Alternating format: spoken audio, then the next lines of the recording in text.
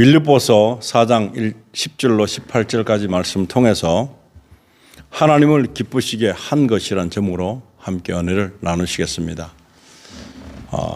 하나님의 이 백성들이 한 일 중에서 바울이 굉장히 크게 이렇게 칭찬하고 또 사람들에게 이렇게 권면하고 있는 그 모든 것들이 바로 문안하라, 교제하라, 믿음의 사람들이 서로 위로하라, 도우라, 이런 말을 해주고 있습니다. 그래서 이 말씀을 보면서 하늘에 있는 그 하나님께서 어떻게 믿는 사람들에게 이 손길을 이렇게 보이시면서 도우시는 손길을 나타내실까 하는 생각을 많이 합니다. 그런데 많은 것들 중에 보면은 사람들을 통해서 그렇게 많이 일을 하십니다. 그런데 많은 사람들이 쓰임을 받는 것일 수도 있고 쓰임을 받지 못하는 사람도 있습니다. 그러나 많은 사람들이 쓰임을 받을 때 그 쓰임을 받을 때 굉장한 기쁨을 느낀다는 것입니다. 그래서 그 쓰임을 받고 섬김을 할 때에 그만큼만 어떤 기쁨이 이 세상이 주는 그런 기쁨하고는 틀리는 그런 기쁨이 넘치게 될 수 있는 것입니다. 그래서 여기서 오늘 이 말씀에서 많은 사람들에게 칭찬을 퍼붓고 있습니다. 굉장히 많은 찬사를 보내고 있습니다. 함께 그 장면을 보겠습니다. 10절에 보시면 그러나 내가 주 안에서 크게 기뻐하노니, 굉장히 기쁨이 넘친다는 말을 하고 있습니다. 그래서 이는 이제 너희가 나를 생각하던 것이 마침내 다시 살아남이라. 너희가 비록 생각은 하였으나 너희에게 기회가 부족하였도다. 돕고 싶어도 내키지 않는 것들이 얼마나 많습니까? 그런데 그런 것들을 통해서 도움을 많이 받아온 바울은 어떻게 보면 자비랑 선교를 한 것입니다. 자기의 돈으로. 그러나 이제 또 도움의 손길을 통해서도 굉장히 많은 도움을 받아서 이것을 받아서 쓰임을 통해서 하나님의 그 나라를 확장할 때에 이 엄청난 큰 기쁨이 있다 하는 것입니다. 그리고 이것이라는 자기가 쓰기에도 아까운 그런 귀중한 물질을 이렇게 보내주고 또 그것을 필요한 자들에게 나눠주고 돕고 섬길 때에 쓰임 받는 사람들도 중요하지만 이 도움 받는 사람들은 얼마나 더 기쁘겠습니까? 그런 과정에서 이런 것들을 했을 때에 얼마나 큰 믿음이 생길 수 있는가, 그리고 서로 동력한다는 것이 얼마나 아름다운가 하는 것을 보여주고 있습니다. 내 혼자 이렇게 잘 먹고 잘 사는 게 아니라 많은 사람들에게 많은 영역에서 도움을 주면서 그 하나님이 하시는 일인 것을 그들로 알게 하는, 하나님의 마음을 닮은 자가 섬길 때에 그 섬김을 받는 자, 또 도움을 받는 자가 엄청난 크게 느끼는 감사함이 이렇게 흡족하게 보여질 때 바울은 얼마나 이것이 아름다웠겠는가 하는 그런 말씀으로 시작을 합니다. 그래서 이것이 얼마나 간절했던가도 나타나고 도움의 손길이 어디에서 올까 얼마나 노심초사 기다렸겠습니까? 그런데 이렇게 도움의 손길을 통해서 느껴지는 것은 사랑의 어떤 실물을 보는 것 같은, 말로 사랑한다, 말로 섬깁니다 아니라 그렇게 많은 것들을 도움을 받음으로 인해서 느끼는 감정은 정말 필요한 때에 정말 너무나 잘 이렇게 도움이 됐다 하는 것은 이루 말할 수 없는 기쁨이 될 수 있습니다. 11절에 보시면 내가 궁핍함으로 말하는 것이 아니니 이는 내가 어떤 처지에서도 스스로 만족하는 법을 배웠기 때문이라. 없어도 좋고 있으면 더 좋고 없어도 할 수 없는 거지만 있다고 해서 그것을 갖다가 남용하는 그런 사람이 아닌 것입니다. 그래서 이렇게 궁핍할 때도 있고, 그래서 궁핍해서 너무나 없어서 그래서 그런 어떤 것을 구하는 것보다 이 넉넉한 서로 궁핍한 수준의 단계에서 서로 나누는 것이 굉장한 아름다움이라, 그것이 사랑이라 그렇게 표현되어지고 있는 것입니다. 그래서 바울이 이렇게 권면하고자 하는 이 핵심은 무엇인가 하면은 남을 돌아볼 수 있는 마음이 생겨라. 남을 돌아보지 않거나 나 위주로만 사는 개인적인 삶에는 복음이 흘러갈 수가 없습니다. 부요하게 되려면 모든 물질과 모든 그 섬김이 흘러내려 강처럼 물처럼 흘러내려가서 다른 사람에게 영향을 끼치는 그런 것들을 통해서 내보다도 더 유용함을 느끼게 되는 그런 섬김을 받는 사람들이 많아지면 그것이 아름다운 것이 되는 것입니다. 그것이 복음을 통해서 만들어내진 그런 결실이라 할 수 있는데 이런 것들이 쭉 나가는 것입니다. 그래서 바울이 가지고 있는 이 만족함, 그리고 바울이 가지고 있는 이 흡족함은 너무나 말로 표현할 수 없는 것이기 때문에 오늘 이렇게 많은 자기들의 그 추종자들 그리고 교회에 하고 있는 말이 될 수 있습니다. 그래서 12절에 보시면 나는 비천에 처할 줄도 알고 또 풍부함에 처할 줄도 알며 모든 처지와 모든 일에 있어서 나는 배부름과 배고픔과 풍부함과 궁핍함을 다 배웠노라 이렇게 말하고 있습니다. 이렇게 되기까지 얼마나 많은 사연과 구구절절한 이야기가 있겠습니까? 그런데 내가 배가 부르다 보면 다른 사람이 배고픈지 어떤지 모릅니다. 그러나 이 배가 고프고 정말 궁핍해지고 비참한 처지에 놓여 있으면 다 그것이 보여지는 것입니다. 그런데 나는 이제 배부르면 그렇게 살지 않겠다. 배고픈 자들을 돌아볼 것이다. 이런 마음이 배고픈 자가 됐을 때 알 수 있는 것이고 느낄 수 있는 것입니다. 지금은 배가 불러져 갖고 계속 내가 만족감을 흡족함을 느끼고 있는데 다른 것은 보이지 않는다면 이것은 복음이 흘러가고 있는 것이 아니라는 것입니다. 그래서 이 바울은 후대 사람에게 정말 이런 말을 할 수 있는 자격이 됩니다. 비천할 줄도 안다는 거예요. 비천할 줄. 너무 비참하게 무시당하고 경멸당하고 이런 비천함에 속한 대표 인물이 바로 예수 그리스도신데 바울도 이 비천함에 처해도 하나도 억울해하지 않았다는 그 사실이 굉장히 배울 점인 것입니다. 바울은 교만한 자리에 앉지 않습니다. 그 비천함에도 그냥 그것에 대해서 마음을 다 주님도 이런 일을 겪으셨다. 주님도 이 길을 가셨다 하는 마음이 있기 때문에 비천에 처할 줄도 아는 비천에 처해 있으면은 그것을 알고 있다는 것은 내가 이것을 비천에 처해 있어도 그것에 대해서 비관하거나 불만이나 어떤 탓을 하지 않고 이것도 하나의 비천하게 처하는 것도 굉장히 능력이다. 그렇게 생각합니다. 비천에 처할 수 있는 사람이 그렇게 많지 않습니다. 그럼 불만이 있고 막 이 처지를 한탄하고 탄식하고 그렇게 많이 하겠죠. 바울은 그러지 않습니다. 이것도 하나의 능력이라고 보는 것입니다. 그래서 비천에 처해 있어도 그것에 대해서 불만을 가지고 있지 않습니다. 그럴 수도 있다는 것입니다. 그리고 풍부함에 처할 줄도 안다는 것입니다. 그렇기 때문에 이것을 비교해 보면 너무나 극과 극이지만 이 모든 것들을 수용할 수 있는 것은 바로 주의 은혜다. 복음이 흘러감에 있어서 복음이 완성됨에 있어서 이런 것들이 그렇게 크게 큰 문제가 될 수 있는 것은 아니다라고 말하고 있는 것과 같습니다. 그래서 모든 처지에 모든 일에 있어서 나는 배고픔과 배부름과 배고픔과 풍부함과 궁핍함을 다 배웠다 그럽니다. 다 배웠다. 이 얼마나 아름다운 모습입니까? 얼마나 겸손한 마음입니까? 이 마음을 가지고 있는 자가 복음을 온전히 아는 자라고 할 수 있습니다. 예수 그리스도의 복음은 예수님 왜 그렇게 험악하게 비참하게 돌아가시고 그러시면 안 되죠. 예수님은 우리가 생각하는 대로 그냥 해피엔딩으로 끝나는 게 좋죠. 왜 이런 식으로 하십니까? 하는 것은 내가 비천에 처하고 싶지 않다는 것이고 내가 억울함에 비통함에 처해지면 내가 분명히 화를 내고 그것에 대해서 부당하게 생각하는 마음이 있다는 거죠. 그런데 그것이 만약에 사명이라면 주님이 가지고 계신 그것은 바로 사명이었습니다. 우리도 이것을 통해서 우리가 느낄 수 있는 것은 사명자의 길을 간다는 것은 이런 것이 있어도 불평불만하지 않는다는 말을 하고 있습니다.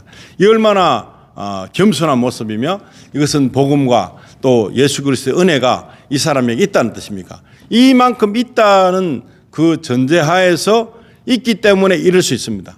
없으면 어떻게 될까요? 이런 것이 아니고 원망하고 탄식하고 다른 사람에게 전가하고 기분 나빠지고 뭐 그럴 수 있죠. 그러나 바울 사도는 그렇지 않았다는 것입니다. 이것을 배울 수 있는 사람의 위치가 어딘가. 바울이 그런 것을 당하고도 그렇게 험난함을 당하고도 그것에 대해서 불만을 품지 않는 이유는 주님을 닮았기 때문에 그렇습니다. 주님의 모습을 닮고자 했기 때문에 주님의 마음을 알았기 때문에 이것도 가능했던 것입니다. 이것이 가능하지 않는 사람은 주님과는 관계가 없습니다. 그런데 이것을 가능케 한 것은 주님이 주신 그 낮아짐에 대한 능력이 있다는 것입니다. 낮아짐에 대한 것들을 우리는 높아지려고만 하지 낮아지는 것의 최저치를 모르고 있다는 것입니다. 낮아짐의 최고의 마지막, 그것이 바로 주님의 마음인 것입니다. 주님의 마음을 닮으려면 이까지 가야 된다네. 이까지. 아주 바닥까지. 그렇게 돼도 원망 한마디 하지 않으신 예수 그리스도가 바로 사명을 이루신 것입니다. 예수님께서는 제물이 되셨기 때문에 우리의 죄의 대가를 치러야 하시는 것이기 때문에 그렇게 하실 수밖에 없는 것입니다. 그러함에도 불만이 없다는 것입니다. 분명히 한탄하시고 정말 이거 내가 왜 이렇게 이런 일을 당해야 되나 하는 그런 모순적인 모습도 드러낼 수 있지만 예수님은 그렇게 하지 않으시고 우리를 위해서 끝까지 그 모습이 유지됐다는 것, 이것이 온전한 믿음인 것입니다. 온전한 사명인 것입니다. 이것을 닮아가는 사람들이 적어져요. 이것을 배우려고 하는 사람이 없어요. 이것을 수용해야 된다고 생각하는 사람이 없어요. 그러니까 이 예수 그리스도 제자가 없는 것입니다. 예수 그리스도 제자가 되려면 이것까지 배워야 됩니다. 이것까지 능력으로 받아들여야 되는 것입니다. 이것이 능력인데 이 능력을 알지 못하기 때문에 내가 왜 나에게 이런 일이 이런 식으로 받아들이기 때문에 온전함이 이루어지지 않는 것입니다. 부족합니다. 계속해서 아직도 아니다. 아직도 때가 아니다라는 답이 없는 그런 상황인 것입니다. 그러나 바울은 비천에 처할 줄도 알고 풍부함에 처할 줄도 알고 모든 처지와 모든 일에 있어서 나는 배부름과 배고픔을 동시에 그냥 궁핍함을 다 배웠다. 이만큼한 고백을 누가 할 수 있겠습니까? 이 시대에 믿음 있는 자들이 할 수 있는 것이 바로 이것을 배우는 것입니다. 이것을 실천하는 것입니다.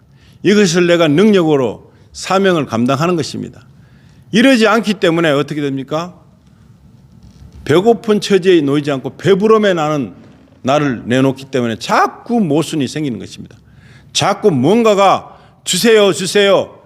하나님의 은혜에 대한 감각은 떨어지고 이건 내가 더 나를 위해서 세워야 되는 어떤 것들이 있기 때문에 이것을 더 많은 어떤 부수적인 것들을 요구하는 그런 기도만 하고 있다는 것입니다. 그럼 사명은 언제 감당할까요? 사명자의 길은 절대로 못 가는 것입니다. 내가 누리기를 원하지 내가 버려지는 걸 원치 않습니다. 하나님은 믿는 자들이 어떻게 하기를 원해요? 예수님이 왜 나를 버리시나이까 한 것처럼 버린 게 아니죠. 사명의 길을 가게 하기 위해서 버려진 것처럼 보이지만 버려짐을 당하는 순간에 버려짐에 대한 능력이 생기는 것입니다. 우리가 버려지는, 내가 완전 정말 아무것도 아닌 존재의 가치로 떨어지는 그것이 능력이란 것입니다. 이것을 가지고 있는 자가 선교해야 되고 이것을 가지고 있는 자가 전도해야 되고 이것을 가지고 있는 자가 삶 속에서 나타내는 능력을 드러내는 것이 필요합니다. 그러지 않고 나를 높은 곳에 세우려고 하니까 문제가 생기고 높은 자리에 앉으려고 하니까 이 예수님의 제자의 역할은 전혀 상관없는 것으로 끝나고 마는 것입니다. 이 바울 사도가 지금 원하는 것은 오늘날 이 시대에 똑같습니다. 모든 사람들이 배부른 것에 그냥 익숙해져 있어 갖고 배고픈 것이 있으면 하나님이 왜 이러십니까? 내가 얼마나 하나님을 위해서 어떤 것을 했는데 이러십니까? 하는 그런 것으로 된다면 이 자는 아직까지 낮아지려고 하는 자가 아닌 것입니다. 바울처럼 궁핍함을 배우고 그 속에서 능력을 발휘할 수 있고 사명을 감당할 수 있는 그런 것들 속에서 하나님이 죽이시면 죽고 그냥 아무것도 아니어도 아닌 거 그래도 상관없다고 생각하는 그런 믿음이 이 시대에 필요한 것입니다. 그것이 능력인 것입니다. 무슨 다른 것이 능력인 줄 알고 막 그렇게 하려는 것이 능력이 아닌 것입니다.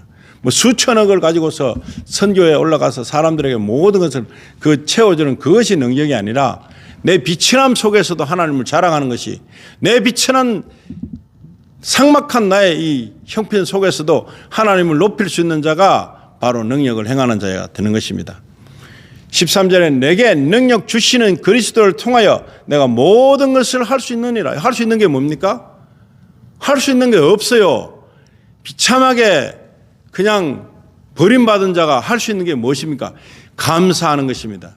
어떤 처지에 놓여도 어떤 내가 탁월한 능력을 발휘하는 세상적인 능력의 탁월함을 나타내는 게 아니라 아무것도 할 수 없는 것이 능력이라. 아무것도 안 하는 것이 아무것도 못하는 것이 능력 중에 능력입니다. 그 중에서 하나님을 찬양하고 그 중에서 하나님을 높이고 하나님께 감사하고 되지도 않는데 세상적으로 볼 때는 말도 아닌데 이것을 기뻐할 수 있는 자가 과연 있느냐 하는 것이 있느냐.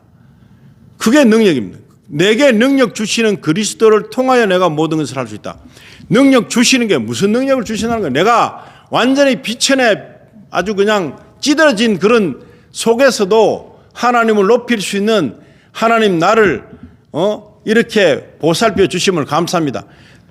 육신적인 위치에서 요구하는 것이 아니라 내가 이렇게 처참한 처지에 있어도 정말 감사합니다라고 하는 것이 능력이라.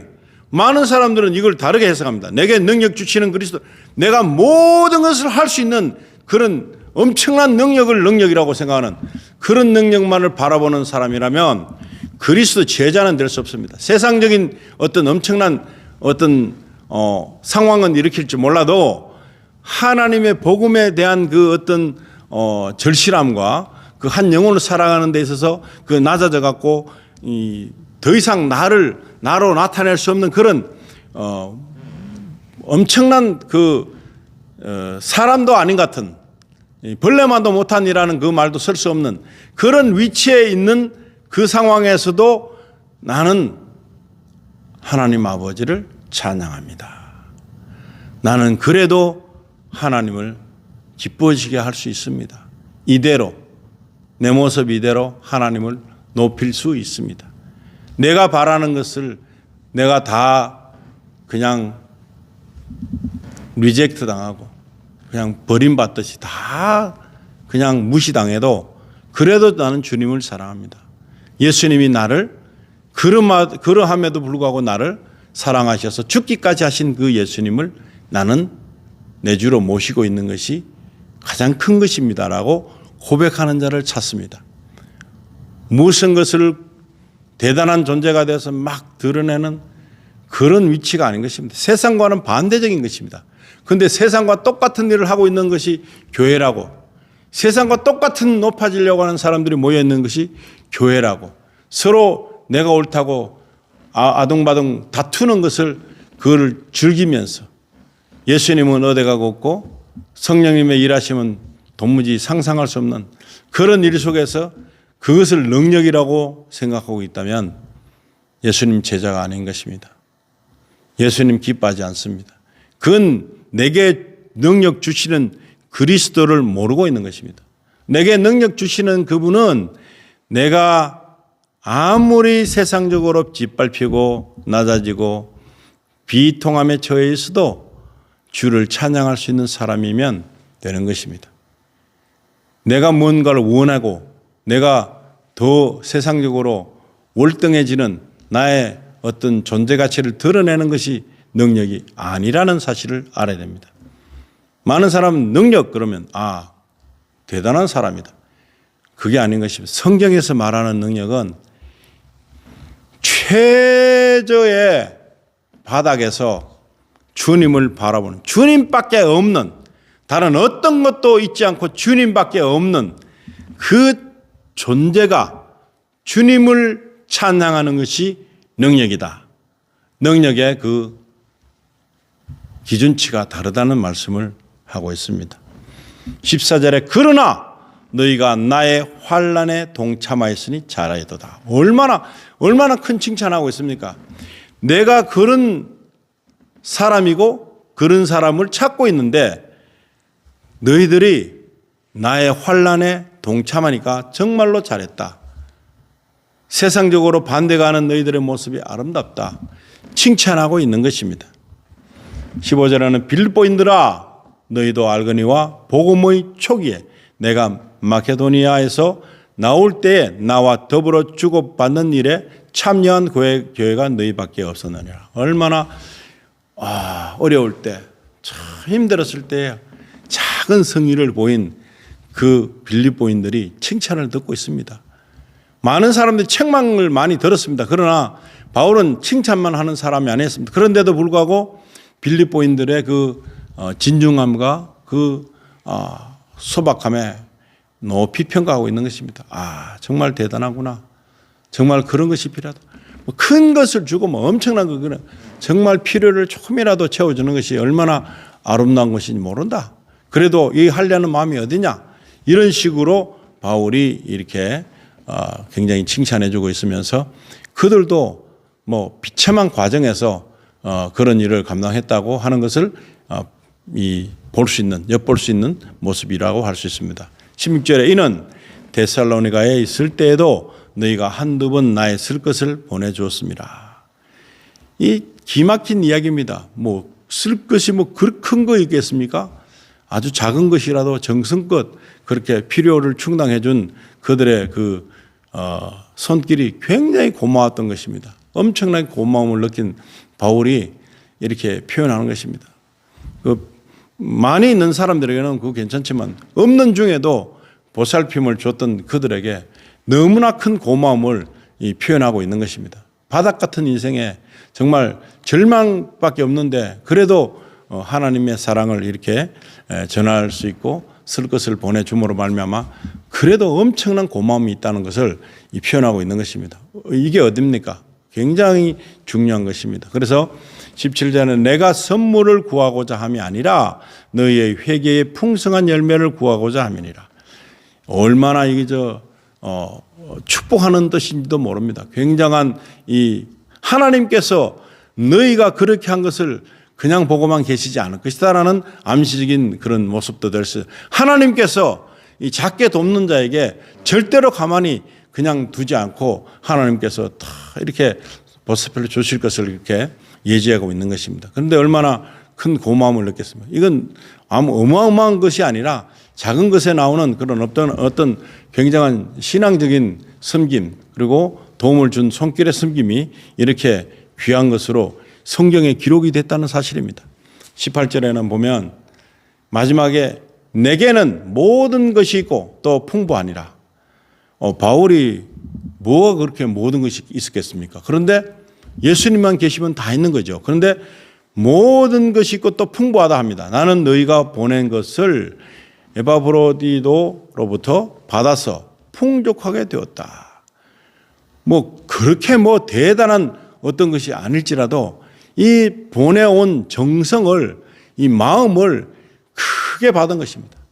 이 엄청난 결과물에 대한 것보다도 이렇게 보내기까지의 그 여정과 과정과 또 처음에 그것을 선택한 마음 이것이 굉장히 아름다운 것으로 전개되고 있음을 나타내고 그리고 이제 그걸 전달받았을 때 너무나 고마운 것이 그래서 내게는 모든 것이 있고 또 풍부하다. 너무 풍부하다. 이 정도는 내가 너희들이 조금 얼마든 상관없이 보낸 것이라도 나에게는 모든 풍부함이 그렇게 만족하게 되었다 하는 그런 말을 표현한 것이고 이는 향기로운 냄새요 받으실 만한 희생제요 하나님을 기쁘시게 하는 것이라. 아멘. 이게 도움을 주면 이것이 하나의 제사라는 것입니다. 하나님을 향한 하나님의 백성에게 하나님 주신 마음을 가지고 내가 누굴 섬길 때에 제사라는 것입니다.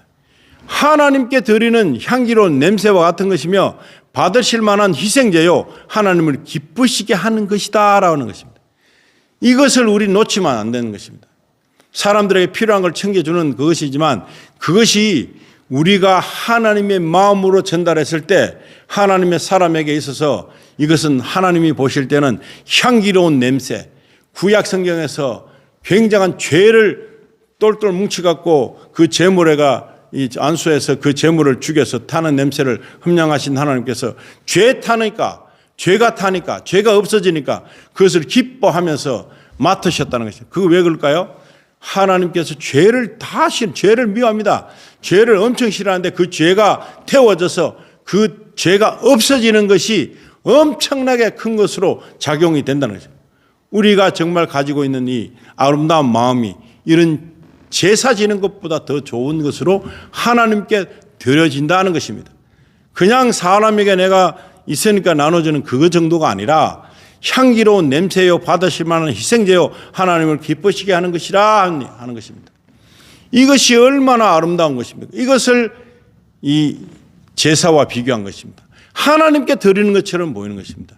우리가 누구에게 받을 수 없는 내가 대가성을 원하지 않고 준 것은 하나님께서 나에게 빌린 것입니다. 내가 하나님께 빌려주는 것입니다. 내가 어려운 자에게 도와줬을 때 그것은 이 사람에게 받을 것이 아니기 때문에 내가 하나님께 빌려드리는 것입니다. 하나님은 언젠가는 갚으실 것이라는 것입니다. 내가 이 사람에게 당장 받는 게 아니라 하나님 주신 마음으로 내가 도울 때에 이 하나님께서는 나에게 빚을 졌다는 것입니다. 그런데 이 오늘 주신 말씀을 통해서 우리가 할 일은 뭔가 하면은 이러한 마음으로 하나님께 드리는 마음으로 돕고 이렇게 섬길 때에 이 모든 것은 놀라운 향기요 너무 아름다운 것이요 하나님께 기쁨을 선사하는 것이 된다는 것입니다. 이것이 필요합니다. 삭막한 이 땅에 사는 많은 사람들이 지금 삭막해져 가고 있는데 이렇게 하나님을 기쁘시게 한 것이 바로 나에게 나도 기쁘지만 혹시나 돌려받지 못한다 할지라도 너무나 아름다운 것으로 남아있다는 것입니다. 이것이 우리에게 우리 삶 속에 필요한 것입니다. 이렇게 될 때 우리는 우리 안에 예수님의 마음을 가지고 복음의 능력이 쭉 흘러가는 것입니다. 이것이 예수님을 오실 때에 예수님이 귀중하게 여기는 재물, 어떤 보물처럼 그렇게 여겨지는 것 중에 하나라는 것입니다. 그래서 오늘 저와 여러분이 이런 마음을 가지고 보시기 바랍니다. 그러면 내가 하나님 마음으로 섬기는 것 모든 것이 후회스럽지가 않습니다. 하나님 마음으로 드리는 것이 낭비하는 것이 아니라는 것을 알게 되는 것입니다. 남에게 섬기는 것이 얼마나 귀한 것인가를 또 알게 돼서 복음이 그냥 살아있다는 것, 살아있는 복음을 내가 드리는 산제사와 같은 그런 일들을 하게 되는 계기가 있다면 우린 정말 좋은 날들을 살고 있다는 사실입니다. 그래서 매일같이 좋은 날들, 기쁜 날들, 그런 또 열매 맺는 날들로 하루하루가 만들어지는 그런 귀한 시간을 보내시기를 예수님 이름으로 축원드립니다. 기도하시겠습니다. 아버지 하나님, 우리는 내 것만 챙기는 훈련을 받고 내 것만을 항상 생각하는 그런 삶 속에서 우리가 무엇인가가 손해보면 엄청난 무언가를 잃어버렸다 생각하고 무시당했다 생각하고 손해본 것에 대한 그 억울함이 내 삶을 찌들게 할 때가 있습니다. 오늘 이 시간부터는 나의 억울함은 그게 아니라는 사실입니다. 내가 가지고 있는 것을 타인에게 주지 못해서 줄 사람이 빨리빨리 생각이 나지 않아서 그것이 나에게는 손해라고 하는 생각을 가지는 것이 더 바람직하다는 사실을 깨닫게 되기를 원합니다. 오늘 우리가 할 수 있는 것 중에서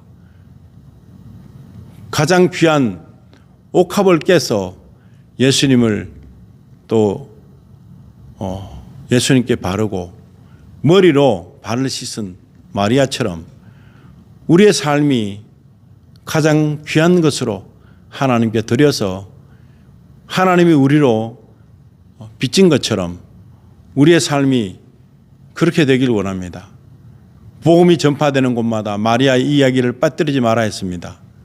오늘 우리는 그런 삶을 살고 있는지 돌아보는 시간 되기를 원합니다. 남을 섬기기를 좋아하고 남의 아픔을 정말 내 아픔처럼 끌어안을 수 있는 그런 마음이 되었는지, 예수님의 마음을 닮아가고 있는지, 예수님의 제자가 되어가고 있는지 우리가 날마다 우리를 점검하는 그런 시간이 되기를 하여 주시기를 원합니다.